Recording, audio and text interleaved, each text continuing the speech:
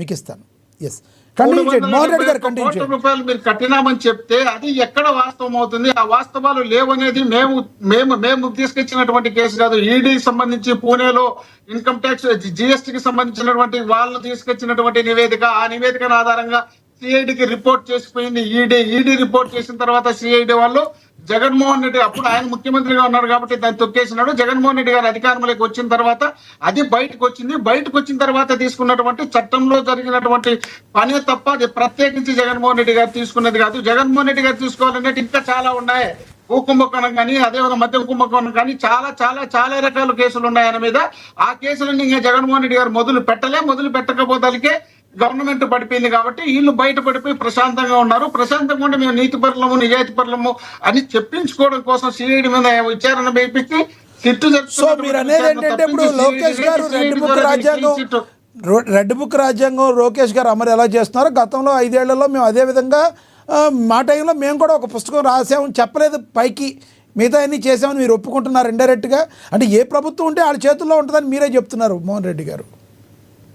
ఇప్పుడు నేను చెప్పేది మీకు అర్థం కాలే. మేము ఈ కేసును తోడి పెట్టినటువంటి కేసు కాదు. వీళ్ళు జరిపినటువంటి లావాదేవీల్లో, ఈ స్కిల్ డెవలప్మెంట్ లో జరిగినటువంటి లావాదేవీలకు సంబంధించి అక్కడ జరిగినటువంటి 371 కోట్లకు సంబంధించి జిఎస్టీ కట్టనప్పుడు జిఎస్టీ ఎవరు చూసుకుంటారు? కేంద్రం చూసుకుంటుంది. కేంద్రానికి సంబంధించినటువంటి ఈడీ వాళ్ళు వచ్చి సిఐడికి రిపోర్ట్ చేసినారు. స్వామి, మీరు దాని దృష్టిలో పెట్టుకోకుండా కేవలం జగన్మోహన్ రెడ్డి గారి మీద నిందలైతే, జగన్మోహన్ రెడ్డి గారు కట్టాల్సినటువంటి కేసులు ఈయన కొల్లలు ఉన్నాయి. అప్పటికి కరోనా ఉంది. కరోనా టైంలో పరిపాలన చేయాలా, పరిపాలన మీద ఎక్కువ దృష్టి పెట్టాలా. ఇదేంటి చంద్రబాబు నాయుడు కథ మళ్ళీ చూసుకుందామనే ఉద్దేశంలో భాగంగా ఆగింది కాబట్టి వీళ్ళు బయటపడ్డారు. ఇదే జగన్మోహన్ రెడ్డి గారు కంటిన్యూ కొంటే ఈయన కంటిన్యూ. సో ఇప్పుడు నెక్స్ట్ ఒకవేళ మీరు ప్రభుత్వం ఫామ్ చేస్తే, మీ ప్రభుత్వం ఫామ్ చేస్తే ఎలా ఉండబోతుంది అంటారు? 100% వీళ్ళు చేసినటువంటి తప్పులు మేము వదిలిపెట్టాం కదా. వీళ్ళు లేని తప్పులు తీసుకొచ్చి మా మీద కేసులు పెట్టి, మా మీద ఇబ్బందులు పెట్టి, మమ్మల్ని అరెస్ట్ చేయించి రకరకాలుగా చిత్రహింసలు పెట్టే కార్యక్రమం వీళ్ళు చేస్తున్నప్పుడు వీళ్ళు చేసిన తప్పులను మేమెట్టు వదిలిపెట్టాం కదా. వీళ్ళు చేసిన తప్పులను మేము పట్టుకోలేదు, ఇంకా టైం రాలేదు కాబట్టి. ఒకటి చెప్పండి మోహన్ రెడ్డి గారు, ఏసీబీ కోర్టు, మీరు స్ట్రైట్ గా చెప్పండి, ఏసీబీ కోర్టు ఇప్పుడు దీనిలో వాస్తవం లేదు అని మూసేయడాన్ని మీరు ఎలా చూస్తారు? స్ట్రైట్ ఒక 1 word లో చెప్పంటే ఏం చెప్తారు మీరు? 100% వాస్తవాలు లేవు. 2500 పేజీలో విజయమ్మ గారు కంప్లైంట్ పెట్టింది చంద్రబాబు నాయుడు గారి మీద. దాని మీద కూడా ఆయన స్టే తెచ్చుకున్నారు. 24 కేసుల మీద స్టే తెచ్చుకున్నారు. మద్యం కేసు పైన స్టే తెచ్చుకున్నారు. ఈయన కేసులు మోస్తే ఈయన జైలు నుండి బయటకు రాడని ఆయన తెలుసు కాబట్టి కేసులు మైలేకుండా చేయాలనే ఉద్దేశంలో భాగంగానే దీన్ని అధికారం ఉంది కాబట్టి అధికారంలో దీన్ని తప్పించి పెట్టాలనే ఉద్దేశంలో భాగంగా తప్పించుకున్నటువంటి కేసు తప్ప దీనికోసమే కదా. ఓటుకు నోటు కేసులో రేవంత్ రెడ్డి గారి దగ్గర స్వయంగా దీన్ని ఒప్పుకొని వచ్చి ఎత్తిపోతల పథకాన్ని వాళ్ళకి తాకట్టు పెట్టేసి వచ్చి ఇక్కడ కూర్చున్నారు కదా. కాబట్టి చంద్రబాబు నాయుడు గారి అవసరం కోసం ఎవరిని రాష్ట్రాన్ని మొత్తం అమ్మమని అమ్ముతాడో తాకట్టు పెడతారు. ఆయన నిజాయితీ పర్యటన అనిపించుకోవడం కోసం ఈ రాష్ట్రం మొత్తం సర్వనాశనం చేయడానికి కూడా ఆయన సిద్ధపడతాడు. రైట్. మీరు తెలంగాణలో ఉన్న రేవంత్ రెడ్డి గారి గురించి మాట్లాడారు కాబట్టి ఒక క్వశ్చన్ అడగాల్సి వస్తుంది. మోహన్ రెడ్డి గారు, ఏంటి బీఆర్ఎస్ పార్టీకి మీకేదో మంచి దోస్తానా కుదిరిందని, మీరు ఎక్కడికి వెళ్ళినా తెలంగాణలోకి రాగానే వాళ్ళ కార్యకర్తలు మీకు చప్పట్లు కొడతారు, కటౌట్లు పెడతారు, జెండాలు పట్టుకుంటారు. అదే మీరు కానీ అక్కడికి వస్తే ఏంటి మీ ఇద్దరి మధ్య దోస్తానా కుదిరిందా? నెక్స్ట్ కలిసి పోటీ చేస్తున్నారా?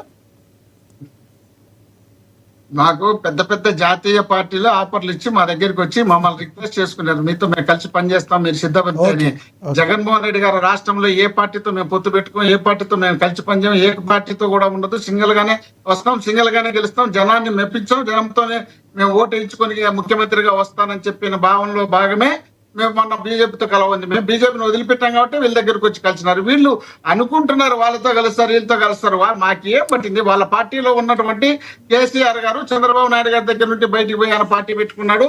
ఇప్పుడు ఇంకొక ఆయన కూడా చంద్రబాబు నాయుడు గారి దగ్గర పోయి ఆయన కేసు పెట్టుకున్నారు. కాబట్టి వీళ్ళకి అవసరం. మీ కార్యకర్తలు వాళ్ళ కార్యకర్తలు కలిసిపోయారంట కదా సార్, ఒకళ్ళకొకళ్ళు ఇచ్చి పుచ్చుకునే ధోరణి ఉందని బయట టాక్ నడుస్తుంది. వాస్తవం ఉందా లేదా? అదే సార్, ఇప్పుడు తెలంగాణలో కాంగ్రెస్ పార్టీ కోసం తెలుగుదేశం జెండాలు పడతారు, ఆంధ్రాలో బీజేపీ కోసం జెండాలు పడతారు. మా జెండా ఎక్కడ పట్టినా అదే కనపడలేదు కదా. అంత మాత్రం మీరు తెలంగాణలోనే ఉన్నారు కదా, మీకు తెలుసు కదా. మా జెండా పట్టుకొని మేము ఎప్పుడైనా వాళ్ళ కోసం జెండా వదిలి కొట్టిన సందర్భం లేదు. వాళ్ళ కోసం కాంగ్రెస్ పార్టీ కోసం తెలుగుదేశం కొట్టింది, బీజేపీ కోసం తెలుగుదేశం కొట్టింది, కమ్యూనిస్ట్ కోసం తెలుగుదేశం కొడుతుంది. అన్ని పార్టీల జెండాలు మోయడానికి వాళ్ళ అధికారం కోసం చంద్రబాబు నాయుడు గారు ఎప్పుడు వాళ్ళ కార్యకర్తలను పాలేరుగా రాజ్యాంగబద్ధంగా చేస్తే తప్పేం కాదు కదా, రాజ్యాంగబద్ధంగా చేస్తే తప్పేం కాదు కదా. గతంలో మీరు రాజశేఖర రెడ్డి గారు కూడా ఇదే బీఆర్ఎస్ తో పొత్తులు పెట్టిన తర్వాత మనం ఒక పార్టీ పెట్టిన తర్వాత మన కార్యకర్త కాలర్ ఎగేసుకొని మా నాయకుడు ఇలా ఉన్నాడు అని మీరు ఎన్ని చెప్తున్నారు? గతంలో రాజశేఖర రెడ్డి గారు ఎందుకు చేయలేకపోయారు? సిపిఐతో, సిపిఎంతో, అదేవిధంగా మరి బీఆర్ఎస్ తో అప్పుడు ఎందుకు పెట్టుకున్నారు? ఆయన ఫస్ట్ బీఆర్ఎస్ తో చట్టపట్టాలు వేసుకుని తిరిగిందే రాజశేఖర రెడ్డి గారు కదా. అప్పుడు టిఆర్ఎస్ పార్టీ, తెలంగాణలో టిఆర్ఎస్ పార్టీ ఉన్నప్పుడు తెలంగాణ పార్టీకి సంబంధించినటువంటి కాంగ్రెస్ పార్టీకి సంబంధించిన సీనియర్ నాయకులు సోనియా గాంధీ గారి దగ్గర ఒత్తిడి మేరకు, సోనియా గాంధీ గారి ఒత్తిడి మేరకు పొత్తు పెట్టుకుంటే ఒక్క నిమిషం ఆన్సర్ అయిపోయి. రాజశేఖర రెడ్డి గారు పొత్తు పెట్టుకున్న తర్వాత మళ్ళీ 2009 ఎన్నికలకు వచ్చినప్పుడు వీళ్ళను పొత్తు పెట్టుకొని పోండి అని చెప్తే రాజశేఖర రెడ్డి గారు ఇక్కడ ఓటమికి నేనే బాధ్యుని, గెలుపుకు నేనే బాధ్యుని, నాకు అవకాశం ఇవ్వండి నేను చూపిస్తానని చెప్పిన తర్వాత వాళ్ళు సైలెంట్ అయిపోతే అప్పుడు గెలిచి వచ్చినారు. కాబట్టి జగన్మోహన్ రెడ్డి గారు, రాజశేఖర రెడ్డి గారు ఎవరి భవిష్యత్తు కింద నీళ్లు తాగాలనే ఇంట్రెస్ట్ ఉన్నటువంటి వ్యక్తులు కాబట్టి మీ అభిప్రాయం అర్థమైంది. ఎస్, మడికాసిపేటలో వస్తాం మీ దగ్గరికి. మనతోటి టీడీపీ అధికార ప్రతినిధి మేడ విజయశేఖర్ రెడ్డి గారు ఉన్నారు, ఆయనతో మాట్లాడదాం. విజయశేఖర్ రెడ్డి గారు నమస్తే సార్. అందరికీ నమస్కారం అండి. విజయశేఖర్ రెడ్డి గారు, ఏదేమైనా చంద్రబాబు నాయుడికి అయితే ఊరట లభించింది అనుకోవచ్చా?